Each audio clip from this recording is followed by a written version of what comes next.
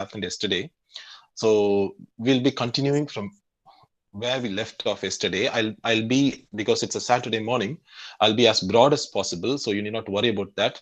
So, structuralism and literary criticism. What is he trying to tell us, right? In this particular literary essay, he tells us Gerard Genette, a structuralist who also dabbled in narratology and narratives, tells us that all of us are structuralists. All of us basically are born structuralists. So you and I and everyone is a structuralist. So he talks about the critic as a structuralist in this particular essay. I told you, this particular book, Structuralism and Semiotics, it talks about, Vico, and he says how we are all born structuralists. I'm just echoing what Terence Hawkes has said. So, for example, if there is a specs like this with me, right? What is the use of this? How do you place it, right, in a larger context, right? How does the specs gets its meaning, right?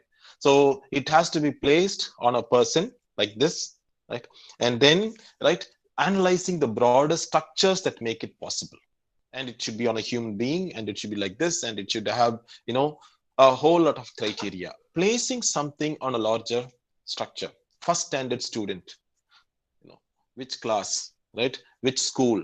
Why the structure of a school, the structure of an institution, right? Placing it in larger structures. So he's saying that every one of us is a structuralist critic by nature.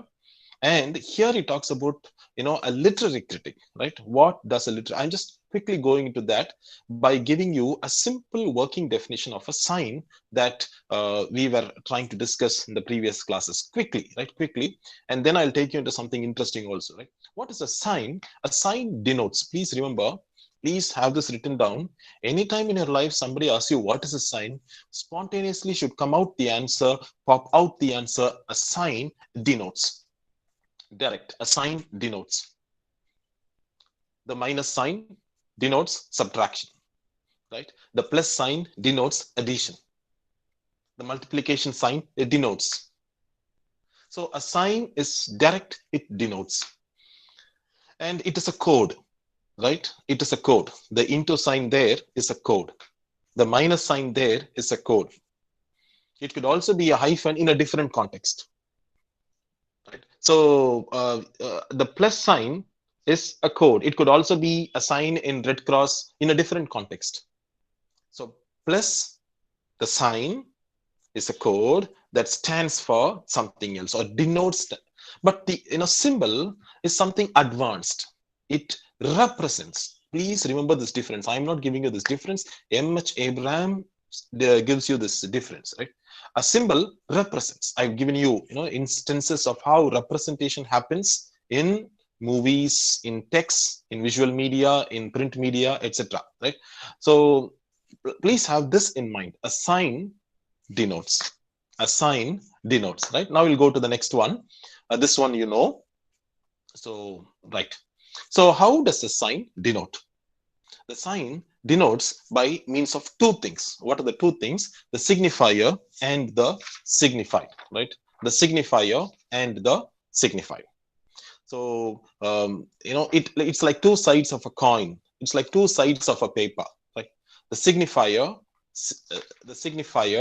and the signified, right? Please remember this. How does a sign denote?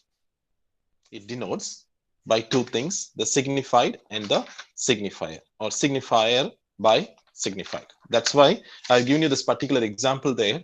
The signifier should be the word, right? The signifier is the letter, right? The word.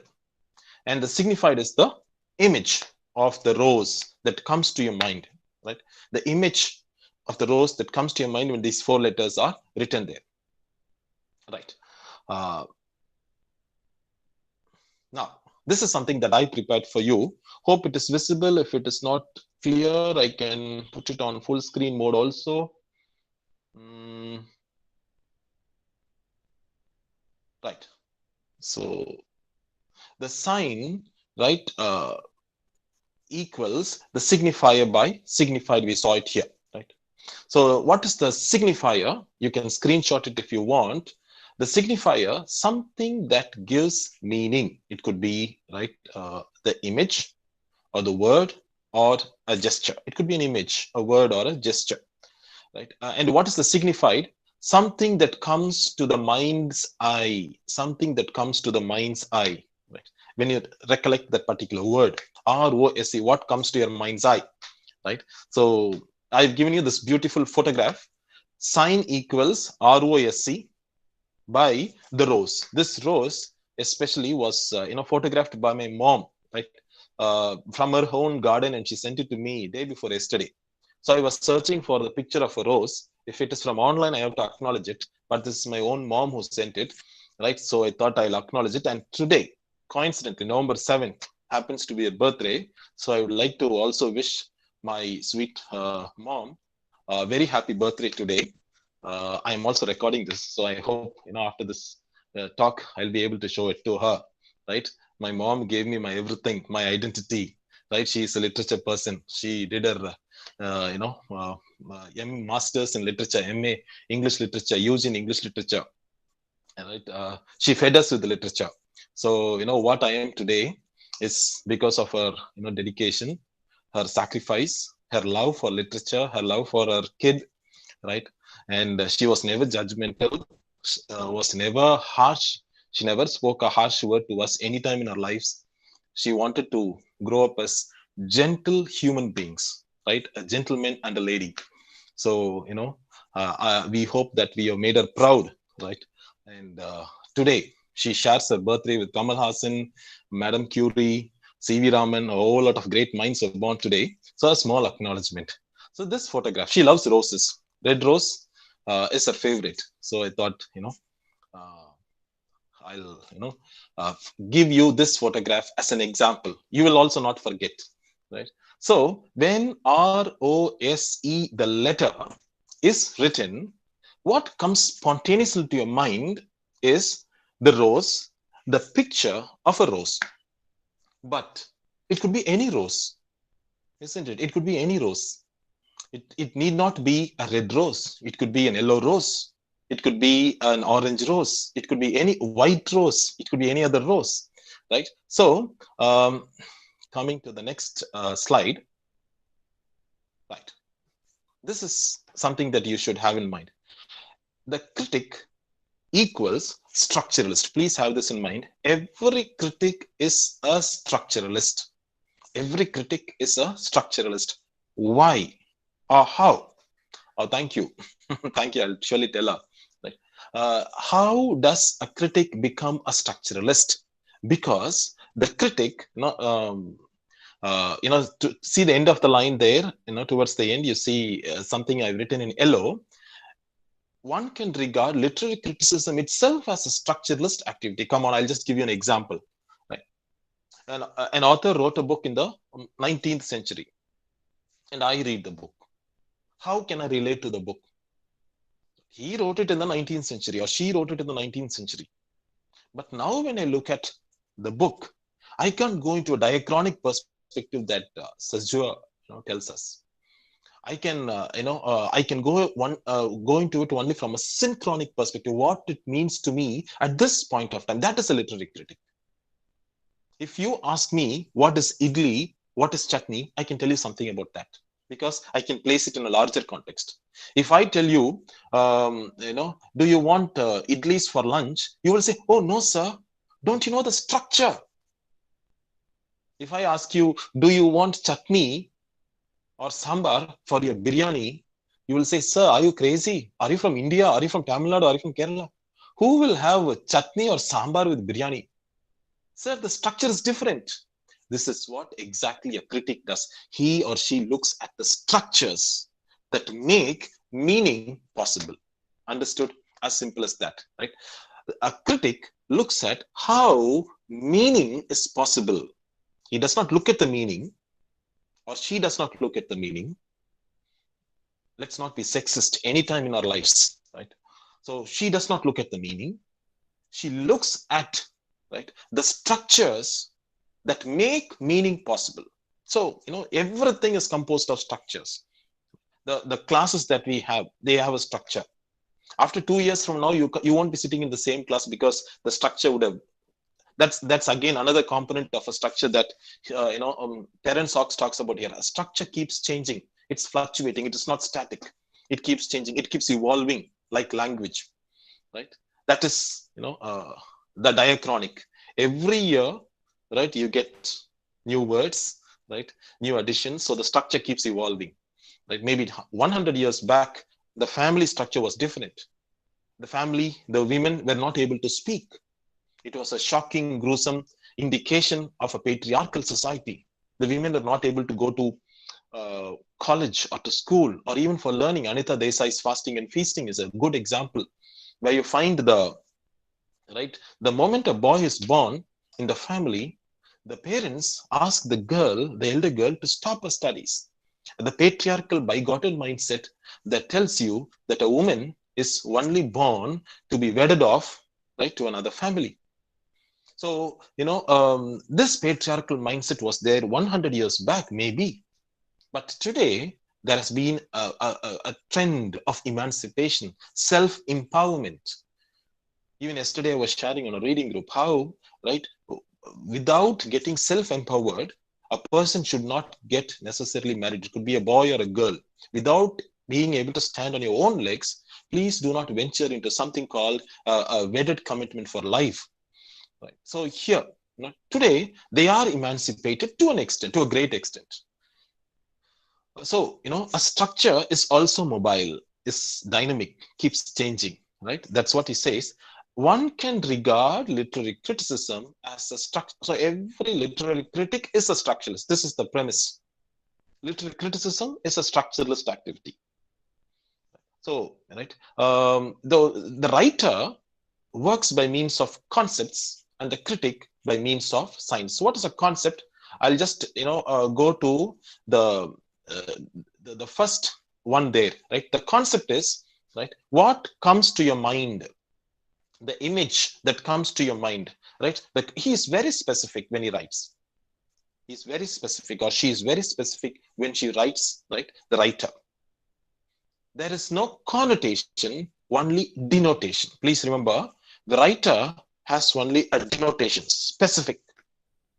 When I write, right, I love ice cream as an author. Just imagine I'm an author, right? I write a sentence in a novel. I love ice cream. And I have a particular denotation in mind, maybe Amul ice cream or Arun ice cream or qualities. I have a particular one in mind. But the critic does not work by means of concepts. Please remember that. The critic, as a structuralist, does not work by means of concepts, because the writer works by means of concepts.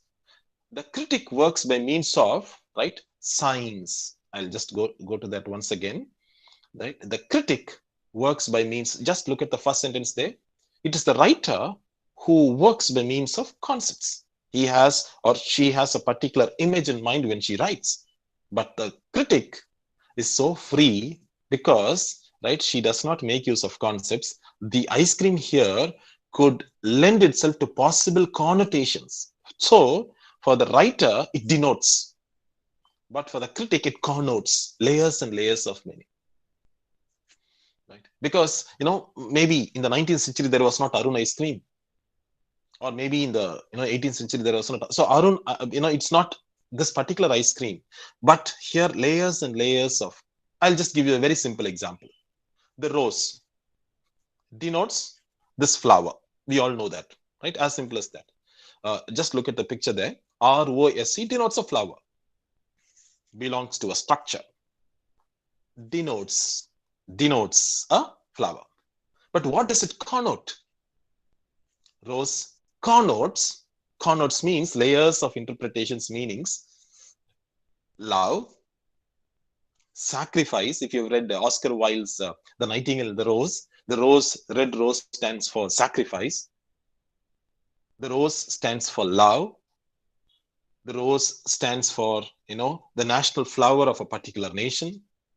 In a particular country, if you stamp the rose, you may be arrested because the rose might be the national flower. Or the rose could stand for, wedded bliss. In weddings, you'll find roses. Garlands, you'll find roses. Rose could stand for fragrance. So a whole lot of connotations. This is the power of the critic, to come out with layers and layers and layers that takes you away and away and away from that text. Right? That's what a critic does, like a bricklayer. Remember, the artist is the engineer, the critic is the bricklayer. Right? So coming to the right. I'm sorry. The critic reads literature as science. We saw it, right? And hence as cultural production. The critic is seconded to the writer, like the bricklayer to the engineer, but in a position, therefore, to be primary in the analysis of culture. Please remember, this is very important. Structuralism shares a lot with formalism. Structuralism shares a lot with the existentialism. Structuralism shares a lot with the other 20th century schools also. But please, if you're interested, do some cursory reading of this book, where you find there are a lot of similarities between existentialism and formalism also, and structuralism also. These three have a beautiful connect. We don't have time, we are running short of time, so I'm just quickly giving you some hints. We can go into that. So the critic, right, looks at culture from a better perspective. Why? Because she interprets signs. Please remember, signs make up a culture. Signs are part of a code, and without a code, no culture exists. Without a code, without codes, cultures are not governed. If you say 11th, which class are you in? Right? The kid says, I am in the 11th standard. 11. She just say 11th. It is a code. Right? And only those who know school education will understand it's 11th. But there is one beautiful, wonderful professor we have on our reading group, Dr. Sumadi K. Shripati. She's a professor from Zambia. She was telling the other day, I did PUC. From my PUC onwards, I did it in Madurai. PUC. You won't remember. You won't understand. Why? Because it is not part of our code. But I think till the the late 70s, PUC was in vogue, right, in Tamil Nadu. Only later, they did away with PUC. So what is PUC? Pre-university. Who know what is PUC all about? We won't know, because it was not part of a code. Right? So the same, right? The critic is able to, the first line there, to be primary in a position, therefore to be primary in the analysis of culture. So let's look at the last line there. I just want you to look at the last line. The aim of literary criticism is to reconstruct the text. It is post-structuralism looks at deconstruction, but the aim of a literary critic is to reconstruct the text with their milieu as background to the text, with their own social milieu, right? With the critic's own social milieu. So when I see an ice cream, it might have been an Amul ice cream as a critic, right? With my own social milieu, I give my interpretation on a particular author's work, but the author might not have intended it. This takes me away from the particular to the general, right? This is another concept that I have infused into the text. Culture, hence, can be analyzed as a text. Any culture could be analyzed as a text. Just to look at a wedding ceremony. The wedding ceremony will be preceded by an engagement ceremony, isn't it? Have you seen any place where, first they have the wedding followed by the engagement? No. First they will have the betrothal or the engagement ceremony, where they will ask the maple and the ponnu whether they are interested, and then, right, they will, confirm. After that, it will lead to the wedding, and the wedding also has a particular structure to it. So, when I want to do a structural analysis of a wedding ceremony, it also becomes a text. How is meaning possible in a wedding ceremony like this? Why is a wedding needed in those days? Even 30, 20 years back, yes. In the 1980s also, I still remember, they used to take the bride and the groom on, through each street of the town. I used to walk, walk in the radham, they call it, no, a kind of a chariot. We all were, as kids, used to walk, behind those chariots and throwing, petals along the way. So it was a custom to take the bridegroom, right, all through the streets. And then on the, after that, he has to take the bride also with him all through the streets. Why? We all wonder, why was this, right, in those days? Because in order to tell that this bridegroom is wedding, is getting married to on this wedding day to this girl, and he has not been married previously. So every one of you have a look, right, at both of them. It is just an authentication from society that he belongs to, this married, this family, something like that, right? So we don't know the reasons why a particular structure acts or gives meaning in a particular way unless you go into that structure. So in that, even in the food, today's Times of India, you had a wonderful article on the thali, the food, right? The sadhya, the Gujarati thali, the Tamil Nadu sapadu, right? What forms the main course? When you have the food on your, banana leaf, especially in the banana leaf, right? Sapad is generally in the banana leaf. So first they will have the rice, and then what is the first, right, gravy that they give for you? Is it the rasam or is it the buttermilk? No. The first gravy, the kara kolumbu or the sambar comes first, isn't it? That's structure to that. Even to the food, there is a particular structure. Studying this structure, gastronomic literature, right? Why this comes first? That is structuralism. Right? What is the sambar? Not that. Why does the sambar come first? There was a wonderful, right, PhD thesis which looked at gastronomic literature from a different perspective, right? Especially the sapadu, right? The sapadu that they give in Tamil Nadu, no, in the afternoons. Why is it only in the afternoons, right? And which literatures talk about the sapadu, the sadhya that we talk about, no, in, especially during Onam and festivities. What, why does the sambar or the main gravy come first? And she says, why does the rasam come next, and why does the buttermilk come last, right? She says, life, she compares it to the life. The sambar, right, shows the richness or the vitality of youth. Then comes rasam, where everything, all the other spices leave you and only one single taste remains. And then the buttermilk, right, it's pure white. So, something similar to that. She gave us a beautiful comparative study looking at the structure of the sapadu. So you can analyze similarly a movie, the structure of a movie. Why is the structure of a movie like this? Why do they begin with a dance? Why do they end in a particular way? Short stories, the structure of a short story. Why do they begin in this particular way? In a short story, you will never find more than 5 or 6 characters maximum. In a novel also, right, similarly, you will have a minimum set of characters or a maximum set. Beyond that, you won't have. Right? Why does a short story have minimal characters? And every short story, the ending you'll find, it's so unique. Any short story under the sun, you'll find the ending is so dramatic. That's what makes a short story click, right? So, yeah. So studying, I'll just, culture hence can be analyzed as a text. I'll just replace culture with the afternoon lunch that can be analyzed as a text. The TV serials that can be analyzed as a text. Big Boss can be analyzed as a text. IPL can be analyzed as a structural study, right? It has the structural properties of a text, like we call it the mental images that come to our mind, right? When we think about something, how is it possible? How does it give meaning to us, right? How, that is the how, right? Not the meaning. How the meaning is possible is structuralism. This is a very simple proposition that Gerard Genette tells us, rediscovering the message in the code.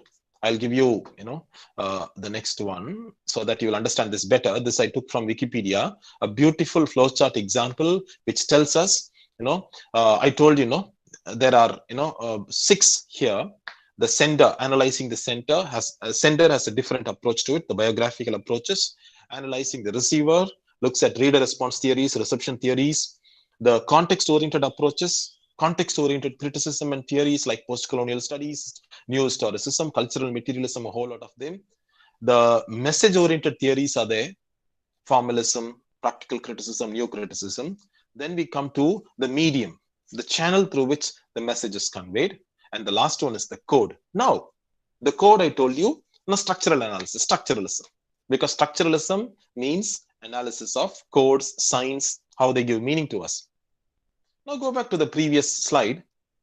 Gerard Genette says the message is in the code. I repeat, the message is in the code.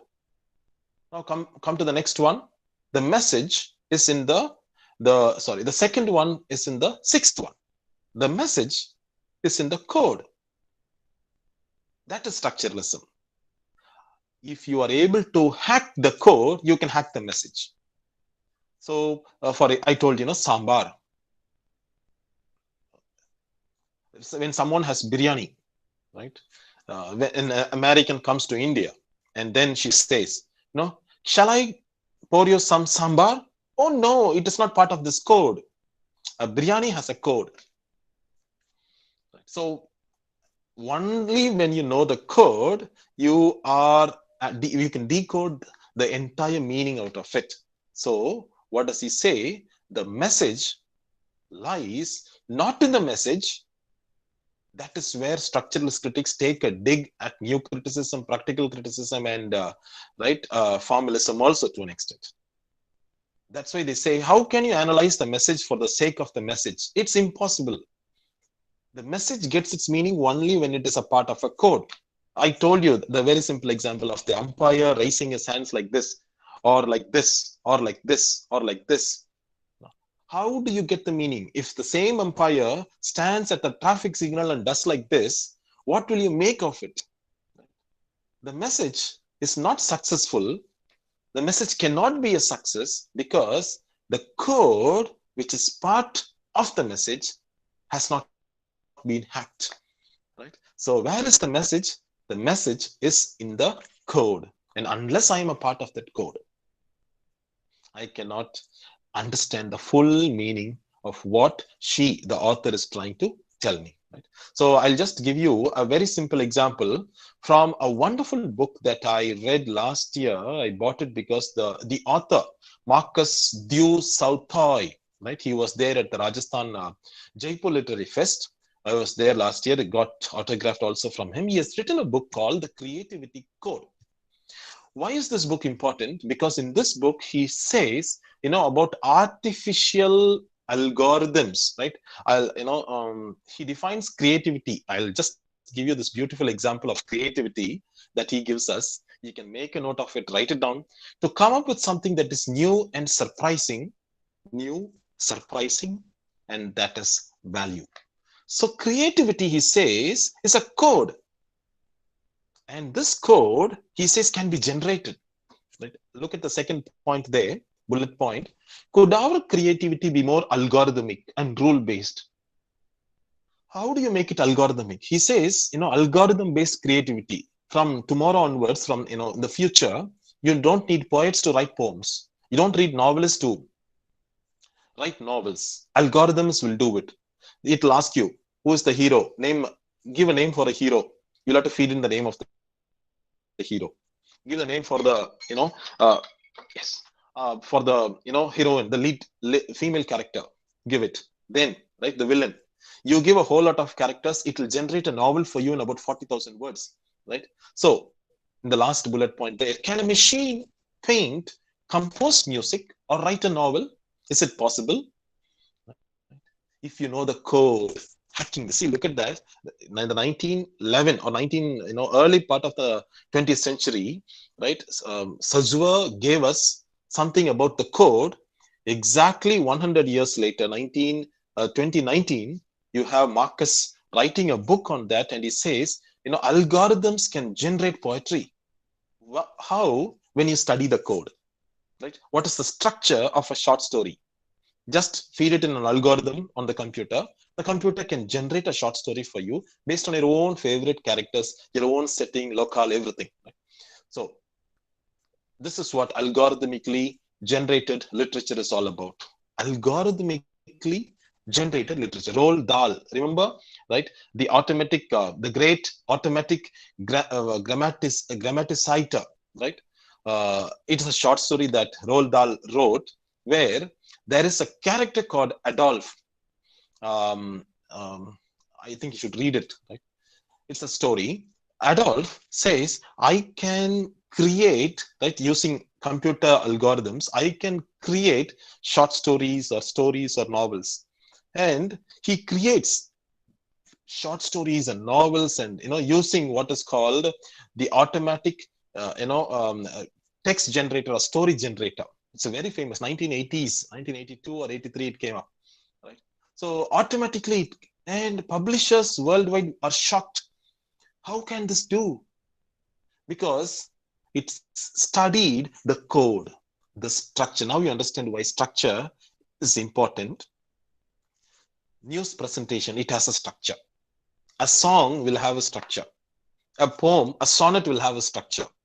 When you study the structure, like studying the structure of a human being, the first thing that medical college students do is study the structure.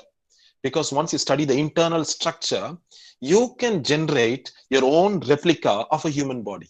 Structure of a car, structure of a motorbike or a motorcycle or a bicycle, right? So automatically generated literature, algorithmically generated literature.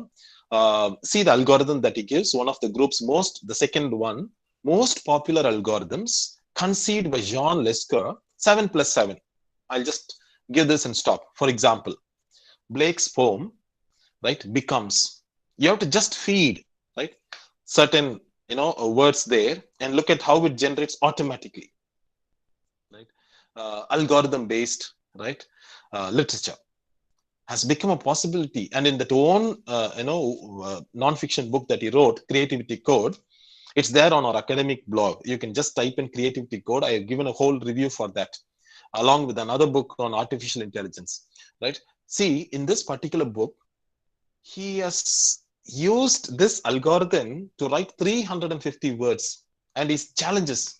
See, my dear readers, I have used this algorithmically generated literature code to generate 350 words, and I've used it in the book.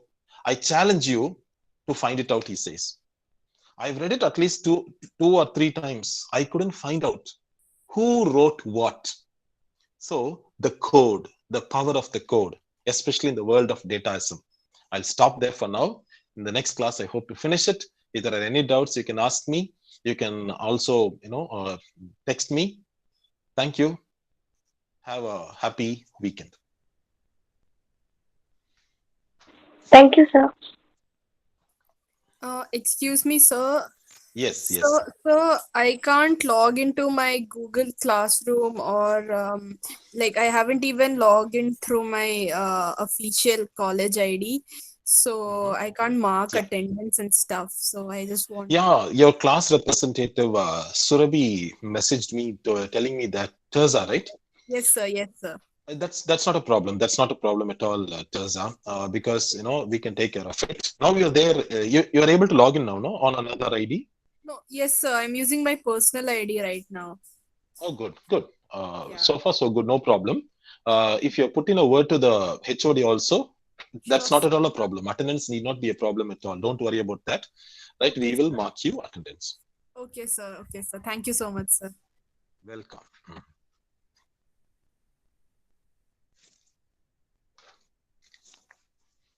Thank you, sir. Welcome. Thank you, sir. Welcome.